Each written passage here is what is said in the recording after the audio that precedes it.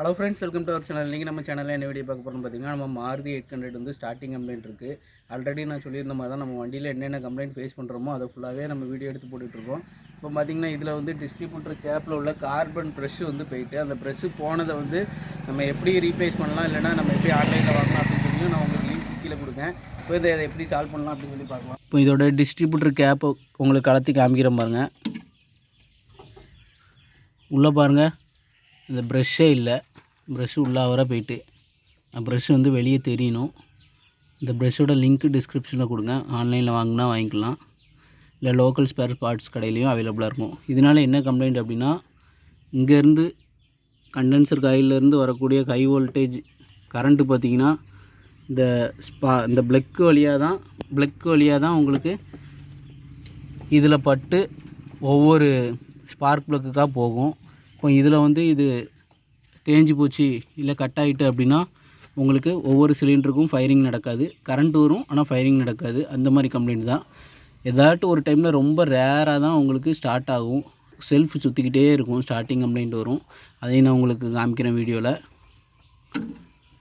இப்போ இதை அதே மாதிரி மாட்டிடலாம். கம்ப்ளைண்ட்டை ஃபஸ்ட்டு காமிச்சிடுறேன்.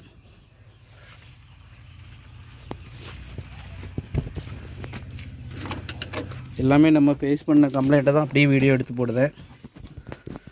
இப்போ பார்த்தீங்கன்னா வண்டி வந்து ஸ்டார்ட்டே ஆகாது. கிராங்க் அடிக்க கரண்ட்டு வரும்,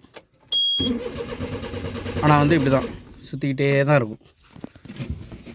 இப்போ இந்த டிஸ்ட்ரிபியூட்டர் கேப்பே செட்டாக தனியாக கிடைக்கும், நம்மளுக்கு மார்க்கெட்டில் அவைலபிளாக தான் இருக்குது. இப்போது செகண்ட் ஹேண்டில் இந்த டிஸ்ட்ரிபியூட்டர் கேப் வாங்கிட்டு வந்திருக்கேன்.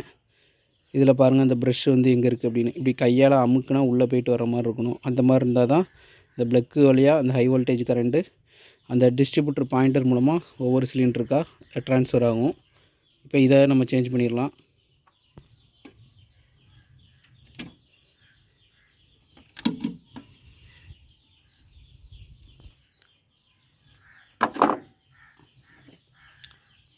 இப்போ இது ப்ரெஷ்ஷு உள்ளது. இதை ஃபஸ்ட்டு மாட்டிக்கலாம். இந்த கேப்பை மாட்டும்போது இந்த எண்ட்டு கரெக்டாக இருக்கணும். இந்த லாக்கு ப்ரெஸ்ஸிங் டைப் தான். ஃபஸ்ட்டு வந்து எதை மாட்ட போகிறோன்னா, இந்த ஹெவி வோல்டேஜ் கண்டென்சர்லேருந்து வரக்கூடிய ஹெவி வோல்டேஜ் கரண்ட் இதை ஃபஸ்ட்டு இதில் மாட்டணும். அடுத்து பார்த்திங்கன்னா ஞாபகம் வச்சுக்கோங்க, இந்த ஹோல் இருக்கிறதுக்கு இந்த சைடு உள்ளது மொதல் சிலிண்டர் ஸ்பார்க் ப்ளக்கு. இது வந்து ஃபஸ்ட்டு சிலிண்டர் ஸ்பார்க் ப்ளக்கு. ரெண்டாவது சிலிண்டருக்கு எங்கே வரணும் அப்படின்னு பார்த்தீங்கன்னா ரெண்டாவது, இதான் ரெண்டாவது. மூணாவது சிலிண்டர் எங்கே வரும்னு பார்த்திங்கன்னா இதான் மூணாவது. 1 2 3 ஸ்பார்க் ப்ளக் சிலிண்டர் ஆர்டர் வந்து 1 2 3 அதே மாதிரி மாட்டணும்.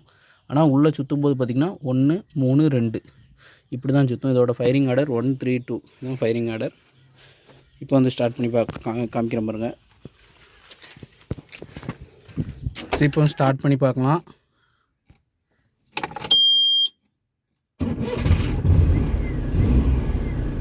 இப்போ பார்த்திங்கன்னா ஸ்டார்ட் ஆகிட்டு இப்போவுமே உங்களுக்கு ஐடென்டிஃபை ஆகிருக்கும் இதோட கம்ப்ளைண்ட் எதனால் வந்திருக்கு அப்படின்னு சொல்லிட்டு. கண்டிப்பாக வண்டியில் டிஸ்ட்ரிபியூட்டருக்குள்ளே வரக்கூடிய கார்பன் ப்ரெஷ் மாதிரி உள்ள அமைப்பு வந்து தேஞ்சு போச்சு அப்படின்னா அதை புதுசு போட்டிங்கன்னா உங்களுக்கு ஐடியல் கம்ப்ளைண்ட் வராது. ஸ்டார்டிங் ஆகிட்டுனா ஓடிட்டே தான் இருக்கும். ஏன்னா அந்த ஸ்பார்க் வந்து ஹை வோல்டேஜுங்கிறதுனால கொஞ்சம் இந்த வர அந்த கரண்ட்டு ட்ரான்ஸ்ஃபர் ஆகுறதுனால ஓடிட்டுருக்கும். ஸ்டார்ட் ஆகுறதுக்கும் பிரச்சனை வரும். அதேமாதிரி ஐடிலிங் நிற்காது. கண்டிப்பாக அதையும் செக் பண்ணி டிஸ்ட்ரிபியூட்டர் கேப்பை மாற்றி பாருங்கள், நல்லாயிருக்கும். இந்த மாதிரி தொடர்ந்து மெக்கானிக்கல் ரிலேட்டடான வீடியோ நம்ம சேனலில் வரும். மறக்காமல் நம்ம சேனலை சப்ஸ்கிரைப் பண்ணிக்கோங்க. Thank you friends.